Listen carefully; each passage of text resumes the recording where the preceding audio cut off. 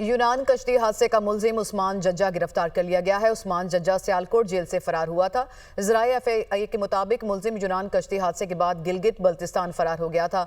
मुलजिम उस्मान जज्जा ने कश्ती हादसे में जाँ बहक नौजवान को बैरून मुल्क स्मगल किया था। कश्ती हादसे के वक्त मुलजिम झगड़े के केस में सियालकोट जेल में था। इसी से मुतालिक मजीद मालूमात हासिल करेंगे नुमाइंदा दुनिया न्यूज़ फहद बशीर ने हमें ज्वाइन किया। जी फहद, क्या मजीद पेशरफ्त हुई इस सिलसिले में? देखिए, ये यूनान कश्ती हादसा जो 2000 दिसंबर 24 में जिसमें 49 पाकिस्तानी जाँ बहक हुए थे, इसका जो मरकजी मुलजिम है उस्मान जज्जा, जो कि जिसको गिलगित एफआई ज़राए के मुताबिक गिलगित बल्तिस्तान से जो है वो गिरफ्तार किया गया है। ये सियालकोट पहले पुलिस की तहवील में था। जब यूनान कश्ती हादसा हुआ तो ये फरार होकर जो है वो रुपोश हो गया था।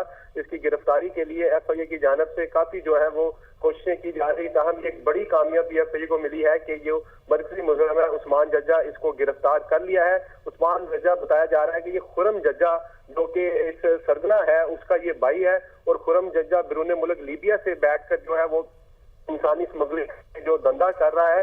तो उस्मान जज्जा को एफआईए ज़राए के बड़ी कामयाबी है इस सिलसिले में कि मरकजी मुलजिम गिरफ्तार हो गया है। फहद बशीर, आपने हमें मालूमात दी, आपका बहुत शुक्रिया।